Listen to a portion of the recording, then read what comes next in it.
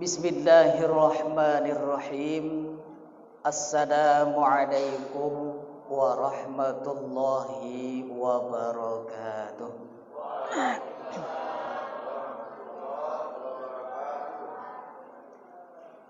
Alhamdulillahilladzi arsala rasulahu bil huda wa dinil haqq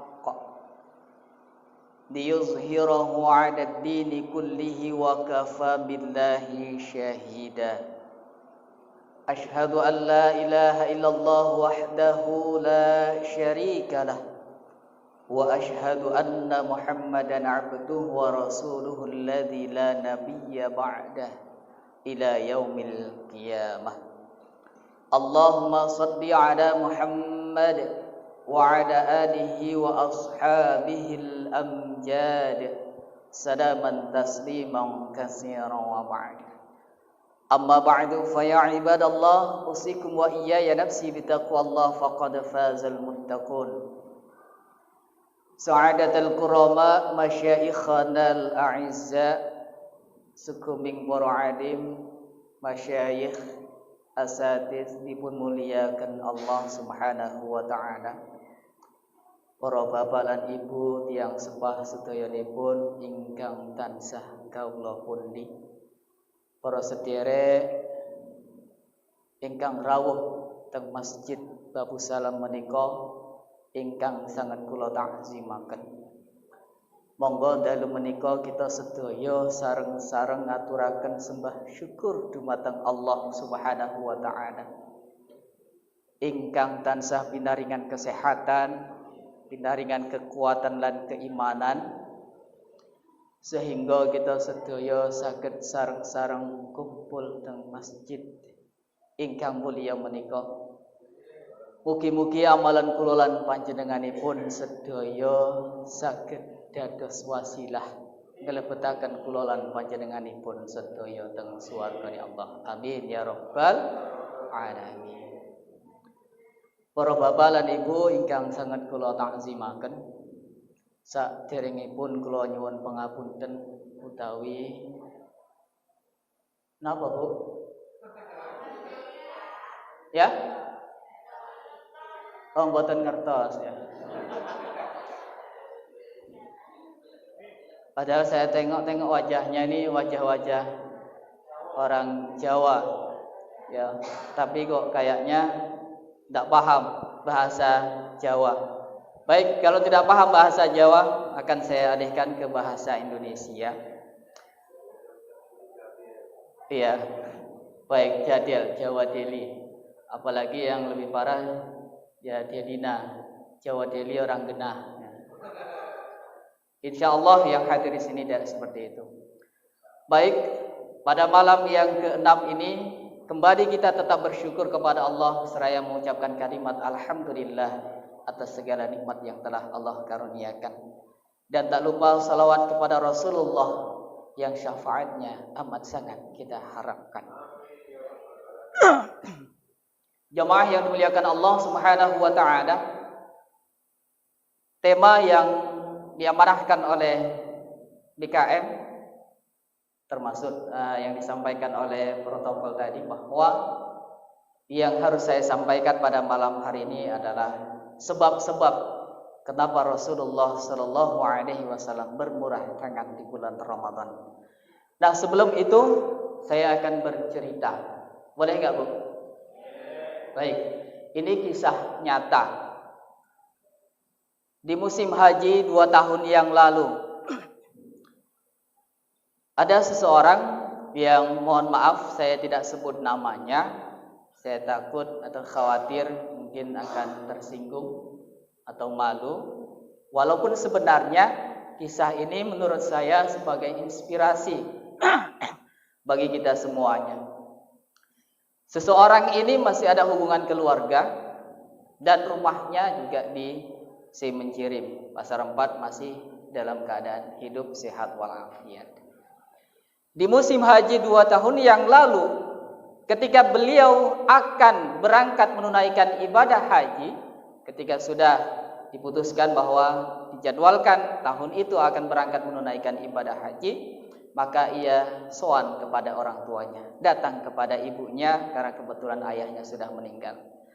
Kemudian bersimpuh di hadapan ibunya memohon izin dan doa agar ibadah haji yang akan ia tunaikan nantinya dapat berjalan dengan baik dan mendapatkan ridha Allah Subhanahu wa taala. Tapi jemaah yang dimuliakan Allah, amat sangat disayangkan tatkala sang anak tadi bersimpuh memohon ridha izin dari orang tuanya, dari ibunya, pada saat itu apa yang dikatakan ibunya?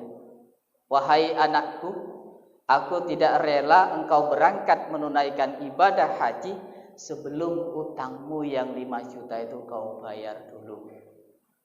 Astagfirullah. Sang anak karena sebelumnya meyakini bahwa hutang tersebut sudah dibayar, terpelongo, kaget. Duh, kan utang saya udah saya bayar. Masa mama lupa?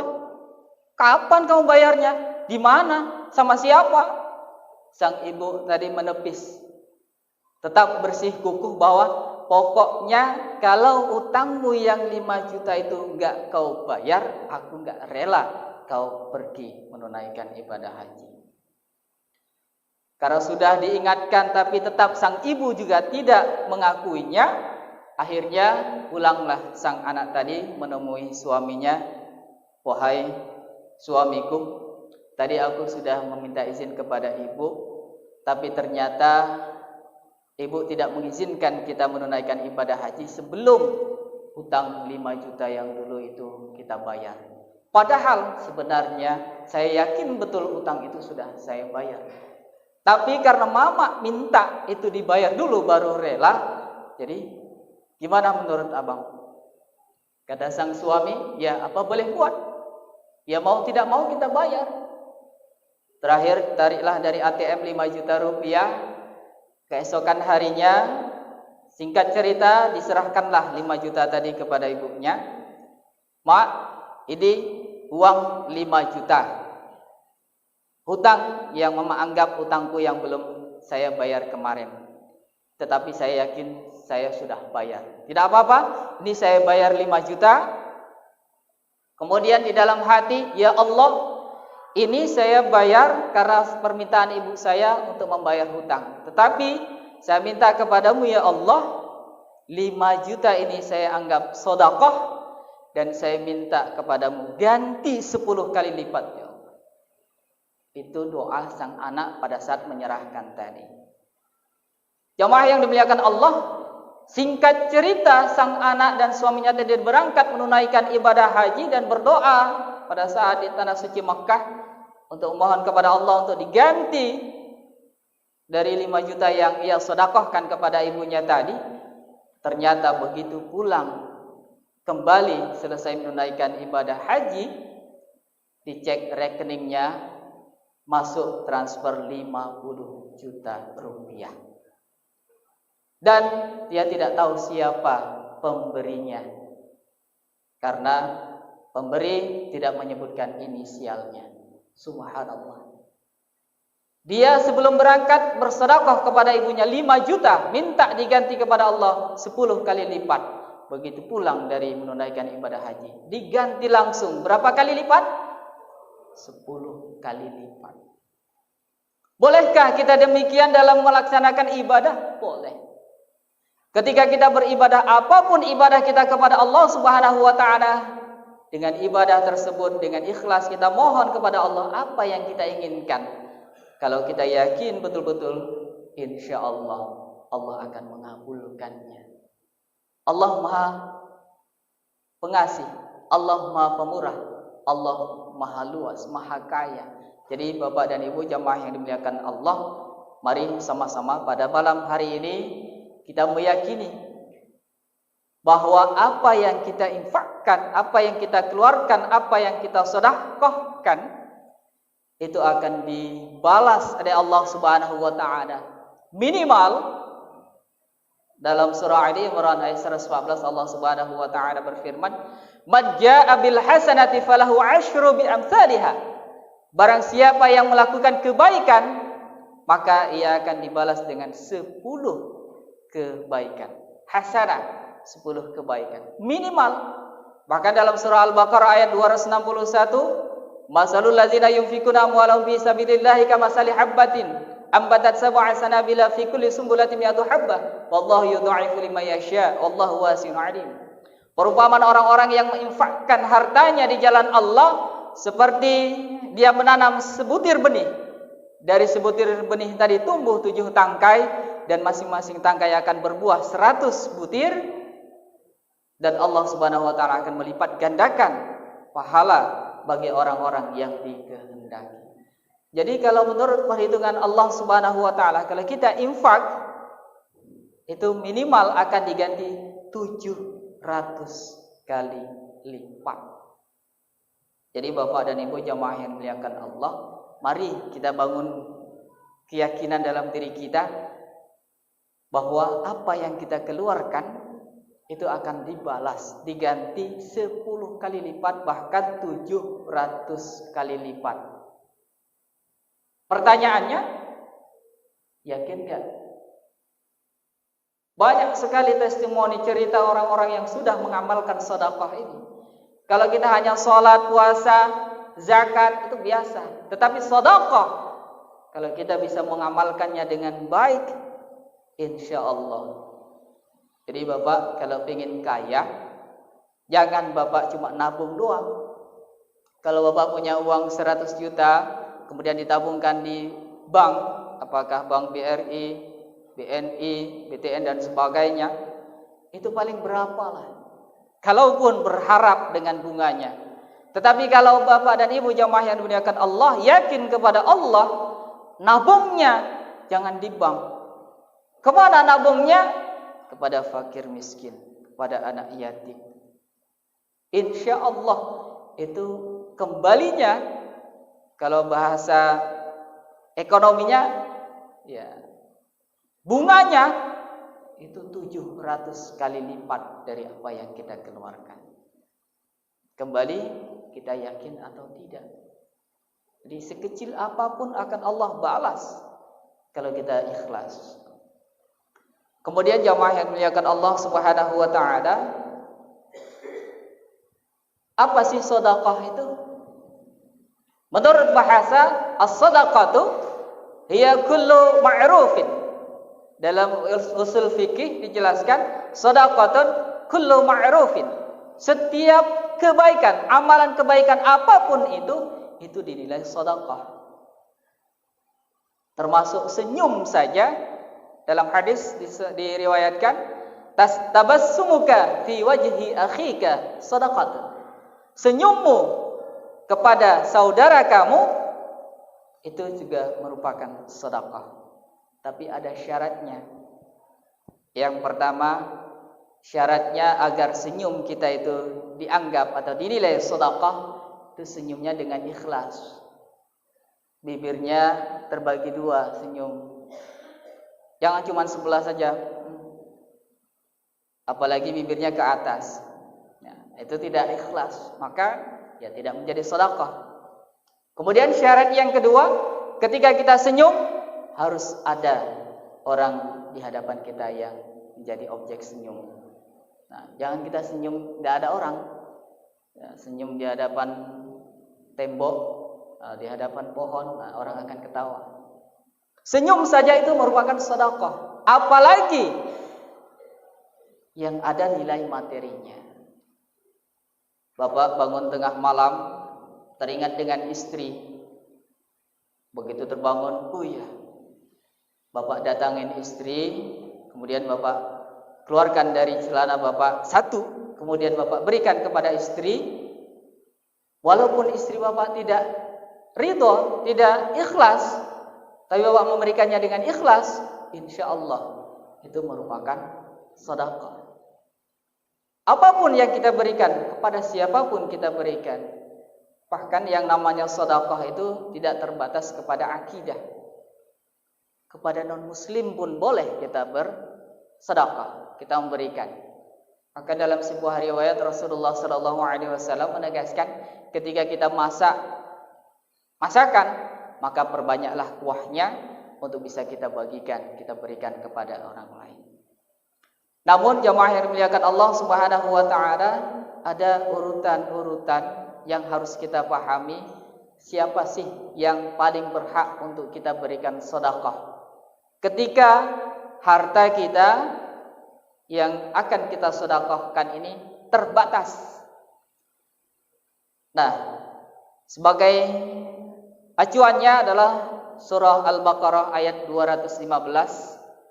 Allah Subhanahu wa taala berfirman, "A'udzu billahi minasyaitonir rajim. Yas'alunaka madza yunfikun? Qul ma anfaqtum min khairin falil walidain wal aqrabin wal yatama wal masakin wa ibnis sabil." Yang artinya, ketika mereka bertanya kepada kamu, apa yang harus diinfakkan dari yang baik itu, maka katakanlah, infakkanlah yang terbaik kepada walidain wal aqrabin. Yang artinya, ketika Rasulullah sallallahu alaihi wasallam ditanya, kepada siapakah kami harus berinfak yang paling utama? Maka Rasulullah sallallahu alaihi wasallam menjawab, yang pertama sekali adalah kepada al-walidaini, kepada kedua orang tua.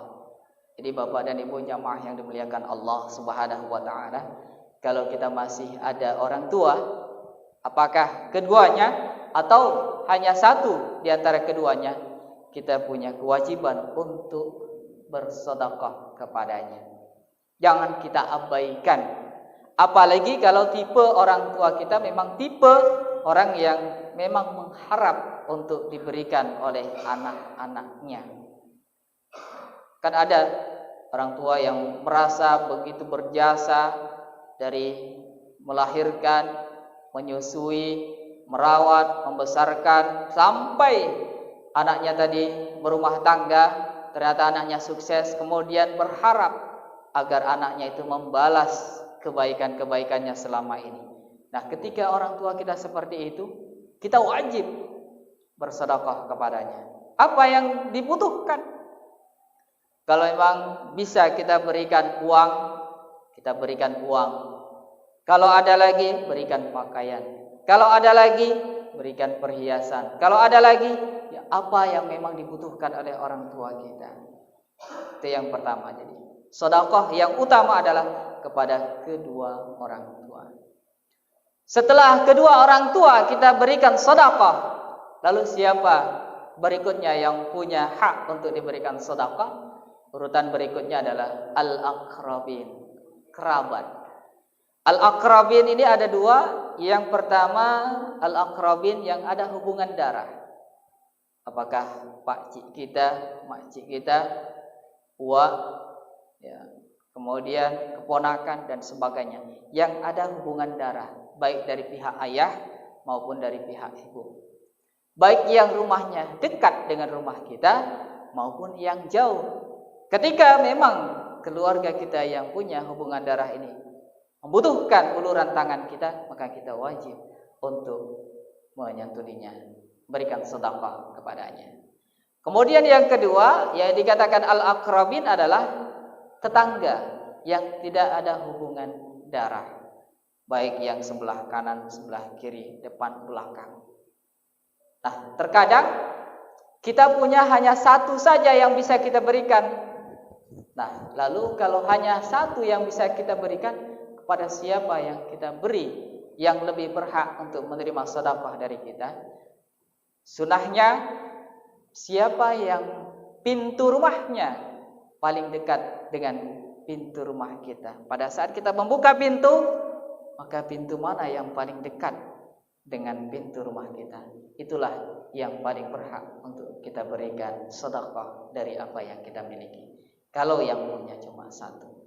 Berikutnya setelah al-aqrabin, siapa yang harus kita berikan sedekah?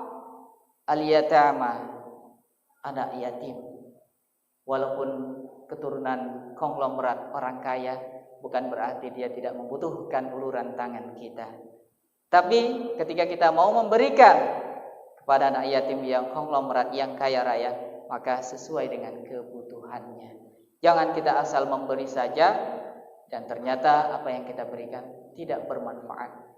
Karena sedekah yang terbaik adalah sedekah yang sesuai dengan kebutuhan dari orang yang berhak untuk kita beri. Kalau orang itu memang membutuhkan uang untuk membayar hutang, maka sedekah yang terbaik adalah kita berikan uang. Kalau dia tidak membutuhkan uang, yang ia butuhkan makanan, maka sedekah yang terbaik adalah makanan. Jadi sedekah yang paling baik adalah sedekah yang sesuai dengan kebutuhan, karena itu akan bermanfaat baginya. Kemudian yang keempat, kepada siapa kita harus bersedekah? Al-masakin, kepada orang-orang miskin, orang-orang yang tidak mampu, yang tidak bisa memenuhi kebutuhan hidup sehari-harinya secara sempurna. Dan yang terakhir, yang berhak untuk kita berikan sedekah adalah ibnu sabil, orang yang berada dalam perjalanan yang di jalan Allah Subhanahu wa taala. Jamaah yang dimuliakan Allah Subhanahu wa taala, itulah urutan atau tahapan orang-orang yang berhak untuk kita berikan sedekah. Dan yang terakhir, kenapa Rasulullah sallallahu alaihi wasallam lebih bermurah hati, bermurah tangannya di bulan suci Ramadan? Alasannya karena Rasulullah sallallahu alaihi wasallam meyakini dan menegaskan bahwa syahrul Ramadan syahrun azim. Karena bulan Ramadan adalah bulan yang mulia. Dalam hadis yang diriwayatkan oleh Imam Bukhari dan Imam Muslim, kullu amali bani Adam yudha'afu bi 'ashri hasanat.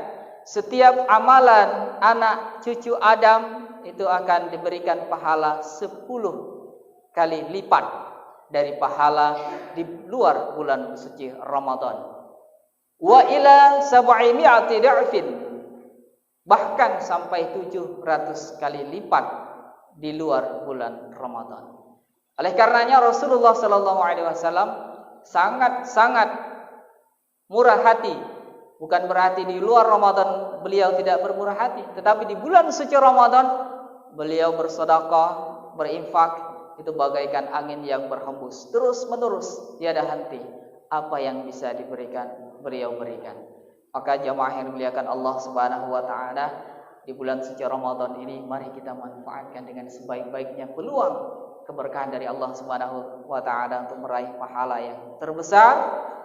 Maka ketika kita kedatangan tamu, jangan sungkan, jangan enggan untuk kita menjamu secara maksimal. Bahkan Tolhah tatkala sidang majelis ilmi bersama Rasulullah sallallahu alaihi wasallam kemudian menawarkan, siapakah yang bersedia menjamu seorang tamu, karena saya ada satu orang tamu yang minta untuk dijamu. Ketika itu Tolhah langsung angkat tangan, saya ya Rasulullah. Baik, kalau demikian tamu ini akan saya hantarkan ke rumahmu. Pulanglah Tolhah menyampaikan kepada istrinya, wahai istriku, saya dapat titipan dari Rasulullah. Siapa? Seseorang. Kemudian dipersilahkan masuk. Begitu masuk tamu tadi ke dalam, baiklah sang istri faham. Padahal si Tolhah tadi cuma punya makanan 2 porsi. Dia hidup dengan istri dan 2 anak. Jadi sebenarnya makanan yang ada di rumahnya hanya cukup untuk anaknya saja yang 2 orang.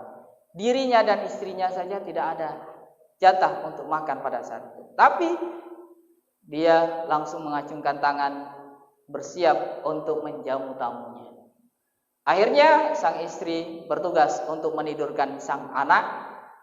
Maka si Tolhah pun menyiapkan makanan yang 2 porsi tadi untuk dihidangkan kepada tamunya. Begitu siap dihidangkan, tamunya dipersilahkan untuk makan. Kemudian si Tolhah minta izin untuk menemui istrinya. Beralasan untuk menemui istri, padahal stok makanan hanya cuma 2 porsi. Jamaah yang dimuliakan Allah, begitu luar biasanya kemuliaan hati Tolhah, karena memang memandang dan meyakini bersedekah itu luar biasa fadilahnya. Banyak sekali fadilah-fadilah yang bisa kita dapatkan dari sedekah, yang kalau kita meyakini dengan hakul yakin. Mudah-mudahan tausiah ini bisa memberikan inspirasi, menggugahkan hati kita. Kalau kita banyak hutangnya, kalau mau cepat lunas, maka perbanyaklah sedekahnya. Kalau ingin rumah kita lebih besar, maka perbanyaklah sedekahnya. Kalau ingin kendaraan kita bertambah, maka perbanyaklah sedekahnya. Yakinlah Allah Subhanahu wa taala akan mewujudkan apa yang kita impikan tersebut di luar batasan waktu yang di luar dugaan kita. Insyaallah. Barakallahu li wa lakum fil Qur'anil azim. ونفعني وإياكم بما فيه من الآية وذكر الحكيم وتقبل مني ومنكم تلاوته إنه هو الغفور الرحيم. Terima kasih atas segala perhatian, mohon maaf atas kekurangan. Nasrun minallah wa fathun qarib. Assalamualaikum warahmatullahi wabarakatuh.